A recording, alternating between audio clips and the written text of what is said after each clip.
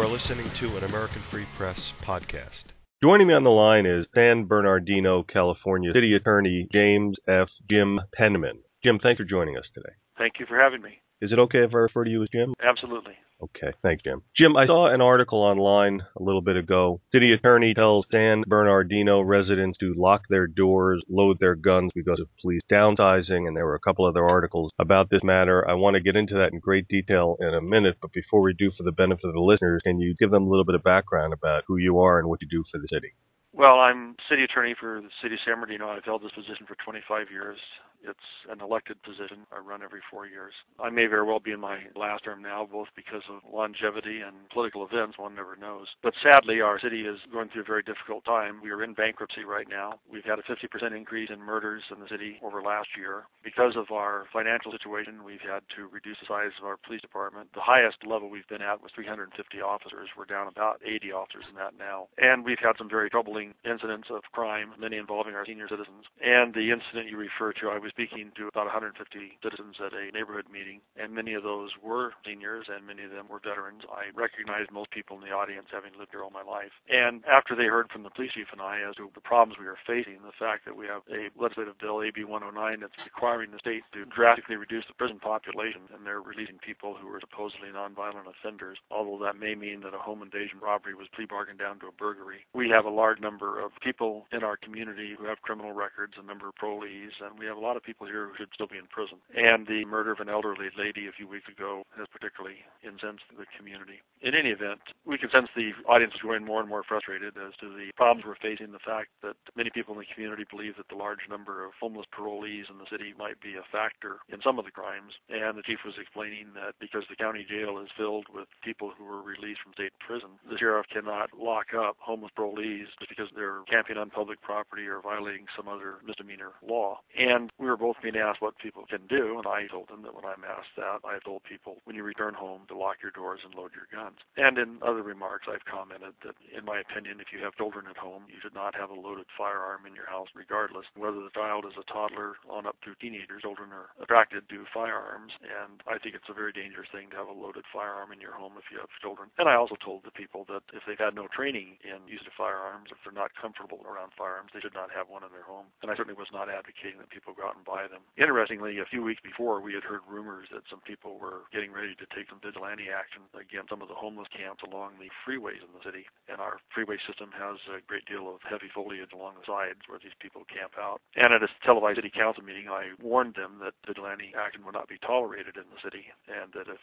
anyone did threaten or attack anyone, especially with a firearm, that they would be prosecuted to the full extent of the law. The local media ignored that comment and that warning, but they were quick to jump on the "when you go home, lock your doors and load your guns" comment and portrayed that as an actual call on my part for vigilantism. It's an interesting dynamic. The city's in a very serious situation right now, and it's not that people are living in terror here. I think most people feel relatively safe in their homes, and our police department is excellent. I think it's one of the best in the nation. It's certainly, I think, probably the best in the state of California, and they can respond pretty much anywhere in the city on a high priority call and get there within 3 to 6 minutes. But the elderly lady who was murdered in her home, which was right across the street from the freeway, she never had a chance to get to her telephone. And sadly, we've had other crimes where people have been surprised in their homes. That's pretty much the context in which those comments were made. You actually weren't born there in San Bernardino because your mom said she's not going to give birth to a damn Yankee, and she flew back to Mississippi. Is that true? That's true. My father's family came to California during the Great Depression, and my parents met when my dad was stationed in Jackson, Mississippi during the Second World War before he went overseas. And after they were married, they moved here, and my mother did make that statement to my father's sister, and so he flew back to Mississippi, and my dad got his vacation and was there also when I was born, and then he came back, and then I was about a month old. After being baptized in the local Lutheran church, which had been the family religion for centuries, we flew back to San Bernardino. My brothers and sisters, there are 5 of us. They say the rest of us are damn Yankees. But basically, you are a native of San Bernardino. To the extent that you can be one without actually being born here, that's probably true. Kindergarten through high school and California State University at San Bernardino, then Western State University College of Law in Fullerton, with my Army service in the middle somewhere there. With those exceptions, I've been here in San Bernardino just about all my life. And I was going to ask what branch you're in because you didn't say it here on the back. The Army. Proud to have been in the United States Army. Thank you for serving. Were you in Vietnam? No, I was fortunate. I was stateside. I spent a total of 6 years in the Army Reserve. In fact, the mayor of our city and I were in the same reserve unit. He's a member of Mayor Bloomberg's Mayors Against Guns committee. Sometimes we have an interesting dynamic. Yeah, it's interesting. The mayor of New York is getting involved in gun control across the entire country. He is. According to the paper, he put about $3 million into a campaign against one of our longtime congressmen, Joe Baca, who was one of the last Democrats to be endorsed by the NRA, and defeated him in this election in November.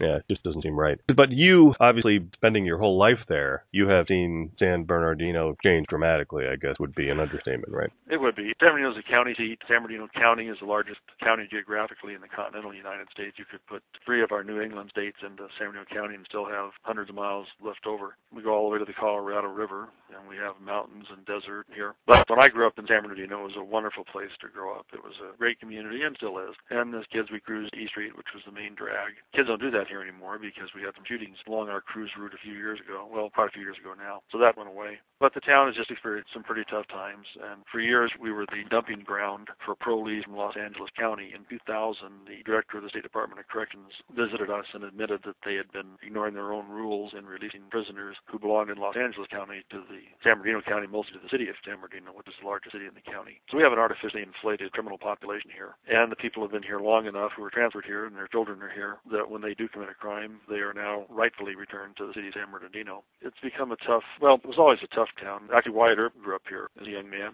We were a stage center, and he rode shotgun and did a few things like that, drove wagon teams before he became famous. Mm-hmm. One of his brothers, who was killed in the infamous Western fights, is buried in a cemetery in the adjacent city of Colton. I wasn't aware of that. That's pretty cool. Also, some pretty cool stuff, and I wasn't aware of this either. San Bernardino is where the first McDonald's was. A lot of interesting. The first McDonald's, 2 or 3 fast food chains started here, Taco Tia. It's an interesting town. We're about 60 miles southeast of Los Angeles. We have a population of about 203,000, not counting people who are undocumented who are here, which undoubtedly pushes our population up much higher. We don't really know for sure how many. Reading here from Wikipedia, it says that San Bernardino is the 17th largest city in California, the 99th largest in the United States, and that in July 2012 became the largest city ever to file Chapter 9 bankruptcy, and you alluded to that before, and that says the case was filed on August 1st. And San Bernardino is the poorest city of its population size in California, and the second poorest in the U.S. next to Detroit, Michigan. I was unaware of that. How about you, Jim?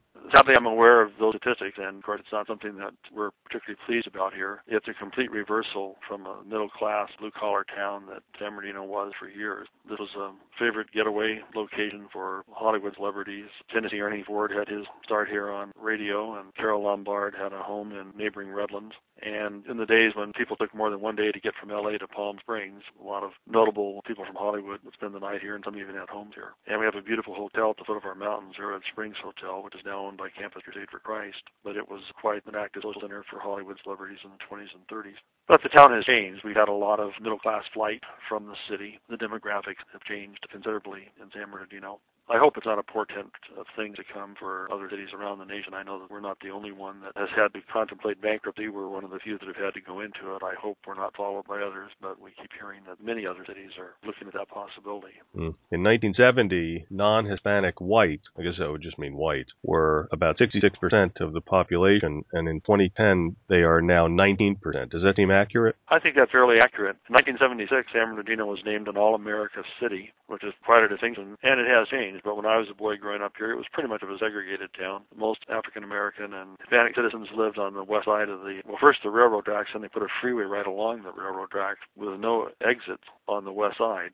And so what was called then our minority community was pretty much isolated. Today, it's a very fully integrated city. It's not segregated at all, but it definitely was. I spent my early years here on the west side and attended schools that were very much integrated, but schools on the east side of the freeway where the majority of the people live were very segregated. And when I went to junior high school, I went to a school that only had 1 or 2 Latino students and no African-American students. And the high school I went to, Pacific High School, we had, I think, the largest graduating class in the nation that year, 1,400. And school was well well over 3,000 or 4,000 kids, and we probably had less than 100 African American kids. That changed as well, and that I think is a good thing. It's an interesting dynamic, but I think it also, because so much of our crime and so many of the people in our prisons continue to be African American and Latino, I think it's a warning of what can happen to a city that doesn't address problems of poverty, educational issues, and opportunities for employment, especially amongst the non-majority population. And other cities should really give a lot of thought to that as about what happened to San Bernardino, that it doesn't happen in their own communities. And I'm not speaking of integration, which I think all of us are comfortable with. I'm speaking of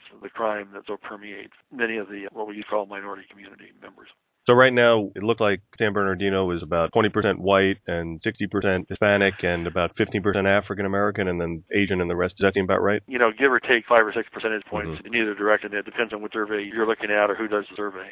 That's right. There's 3 kinds of lies. Lies, damned lies, and statistics. There you go. Before you mentioned L.A. County bringing the prisoners over to your city, besides that factor, what are the culprits here in the increased crime rate? The biggest problem we faced was for many years, San Bernardino had 3 main employers. The Santa Fe repair yards were here. Kaiser Steel was here in Fontana, which is a neighboring city, and Norton Air Force Base was here in the city of San Bernardino. And together, those 3 entities provided the bulk of our income base with the city. And because there were different levels of employees and different levels of pay, we had a pretty well-balanced community as far as economics goes for many, many years. Certainly, the city goes back to the early 1800s, up through the 19th century, through the 60s, 70s, and even 80s. But when the Air Force Base closed, close to the mid-1990s, Santa Fe transferred its repair shops at Topeka, Kansas. Kaiser Steel closed down. We began to see an exit from the city of middle-class families looking for work elsewhere. A lot of homes became vacant. A lot of those were purchased by out-of-town landlords, many of them actually immigrants from foreign countries. And I don't mean Mexico or South America, by the way.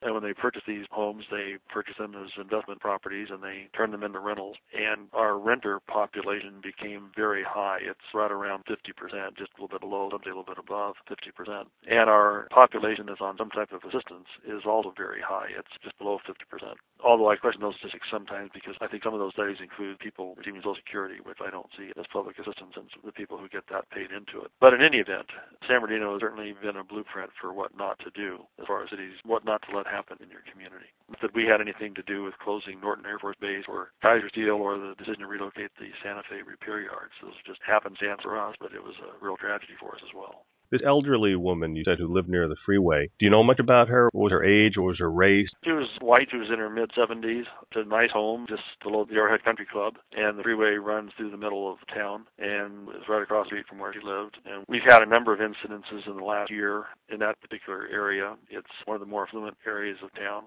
and as such, it's become more and more of a target for burglaries and property crimes. And we've had some surprising crimes of violence that have occurred in the area as well. But we have some pretty dangerous people who should be in prison but are no longer in prison because of this early release program. The lady had been employed by the city schools. She was not a teacher. She was support staff, member of the local Presbyterian church, well-liked by her neighbors and by those who knew her. My wife is on the school board here in San Bernardino, and she knew who she was and said she was well-liked in the school system. She was alone. She was alone. I did not know her personally. I had seen her walking door to door and spoken to her, but I don't know too much about her background. There's not a lot I can say because that crime is still under investigation, and much of the information that we have is not being released to the public for very good reasons at this time, while we're still searching for the perpetrators. That's what I was going to ask. You didn't catch the bad guy or bad guys. Not yet, but our police department is very good at catching criminals, and I'm confident that whoever is responsible for this will be caught. But that has not happened yet. That would be great. And I just wanted to make one last reference to one of these articles online.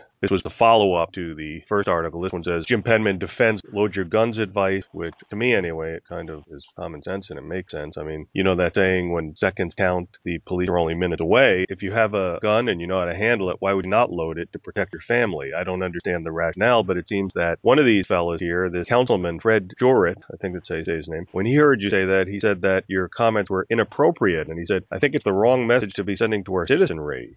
Well, Mr. Shred and I are on different sides of the political fence. I think it's the right message to send. I think if we could make public a good deal of the information we have about recent crimes, we wouldn't need to make a statement like that. The statement that I made was not something I said without any forethought. I've been thinking about it for some time, a way to try to warn the public about the degree of problem that we're facing in this community without revealing any information from any of the investigations that have been going on. There's always a balance as public officials that we have to think about because you don't want to cause panic. You don't want to cause unnecessary unnecessary alarm. And at the same time, if a situation arises in your community where the government is not able to protect its citizens to the level we wish to protect them, then I think it's incumbent upon officials in the government to give some type of warning to the public. It's very difficult, and I was aware when I made the statement that I would be criticized, and that's just the way it is. I was more disappointed that the press did not include the statements that I've made about not having loaded weapons in your home if you have children, and that people who have no training in the use of firearms should get training before they purchase one. Our Sheriff's Department has excellent programs. They have one called Lady Beware, where they instruct women in what to watch out for, how to avoid situations, how to get out of situations, and it includes hands-on training in the use of rifle, shotguns, and handguns. And I recommend anyone who has concern to participate in that program. I think people who are not comfortable around guns should not have guns around. I'm not advocating that people who don't know what they're doing rush out and buy a firearm and load it, lock their doors and close the blinds and hide in their homes. Not at all, and I don't think it's that necessary. But we have had a number of home invasion robberies, and I think that those who are able to do so should take the necessary steps to protect themselves, and I think it's incumbent upon government to tell people when the time has come, and in my opinion, the time has come for that in San Bernardino. Many police officers have told me that. Many law enforcement officials have told me that. It puts our police chief in a tough situation. He doesn't want to say that he can't protect the people, and for the most part, people are protected in this town. Right. But it's obvious when you've had a 50% increase in murders in 1 year that something is out of kilter, and that's where we are in the city of San Bernardino. I respect those who criticize what I said because they're concerned about causing some type of panic, although the only panic I've seen so far, it seems to be in the mainline media that's reacting to the comments that I made, and certain people like the council member that you mentioned. I believe the majority of the city council agrees with the statements that I've made. Councilwoman Wendy McCamick, who is the council member for the ward where the meeting was held, in fact, she's the one who called the meeting. She and other council members have certainly been supportive, although they're being somewhat more circumspect in their comments, and that's fine because I don't think more than one of us needs to make it. But I think the city attorney, who's also the city prosecutor, is one of the appropriate people to make that comment. Our mayor would certainly not make it given his views on guns and gun control. So I have no apologies to make for having given that warning. In fact, I repeated it at the council meeting Monday, and last night at another neighborhood association, I repeated similar comments with the same warnings about not having loaded guns in homes with children, and people without training should not be around guns or have guns around themselves. Well, I want to thank you for saying that, and I'm sure many listeners are thinking the same thing. Just finally, I just wanted to ask, I'm glad you brought that up because I did want to touch on that about the increase in murder rate going up by 50%, so I guess 45 so far this year, and then last year I guess was 30 around there? Something like that. We've had 46 homicides so far, and we've got one person in the hospital. Last I heard he was in critical condition. Hopefully he'll survive. I was in an officer-involved shooting Tuesday night because we get sued so often when our police officers have to use their weapons. An officer was chasing an armed robber who had a gun in his hand and raised it at the officer, and the officer shot him, and fortunately he's expected to survive the wounds to his leg and hand. But it's a tough city. It's a tough city to police, and when the city's having trouble making payroll, and we've asked the sheriff for a proposal as how much it would cost the sheriff to come in if we disbanded our police department, which most of us do not want to do. But we have to look at that because we are in bankruptcy, and we have to be able to show the bankruptcy court and our creditors that we're not leaving any stone unturned. It's a tough town, and when you have people who aren't afraid to point a gun at a police officer, they're certainly not afraid to point a gun at an unarmed person. No, and I was going to ask the number of people murdered this year. Do they mostly come from that population that we discussed earlier? It's not people like that 70-year-old woman. That's an anomaly, right? That is, and thank goodness for that. Most of the people who are victims of homicide in the city are involved in gang or drug activity, as in most cities. We haven't had 46 innocent citizens or bystanders gunned down. That's not been the situation. But one is too many, and we certainly had more than one where innocent people have been victims of homicides recently, and that's unacceptable. I'm sure there's probably a certain number of listeners who are saying, well, that's fine. As long as that happens, let them kill each other as long as they don't hurt the innocent people. I'm sure a lot of people in San Bernardino feel that way as well. Some of them have the attitude, well, few less bad guys on the street. If they were to limit themselves to only hurting other people involved in gangs and drugs, perhaps it'd be another matter. But that's not the case here right now. And we need to be taking precautions, and our citizens need to be taking precautions because, as I said, we have a great police department, and if you call them with a high-priority call, such as someone breaking into your home, they'll get there quickly. But we've had some incidents where people have not been able to get to the phone to make that call. Yeah, it looks like San Bernardino could use another Wyatt Earp there, or a couple of Wyatt Earps, right? Well, you know, our police department celebrated its 100th anniversary in 2010, and we had a photograph of the police department at that time, and they were pretty tough-looking characters, and I made the comment that those guys could probably clean up this town in a couple of months, but then they'd probably all be under federal indictment right afterward. It's a different world, but sadly, San Bernardino citizens today are living in an Old West atmosphere, and in the Old West, I think you were probably safe most of the time, but the law could be a long ways away, and you had to be able to take care of yourself until the law got there. City of San Bernardino, California, City Attorney James F. Jim Penman. I want to thank you so much for the time you spent explaining all this to the listeners. Thank you for doing what you do out there. I know it can't be easy, and looking forward to talking to you again in the future, Jim. Thank you. I'll look forward to it.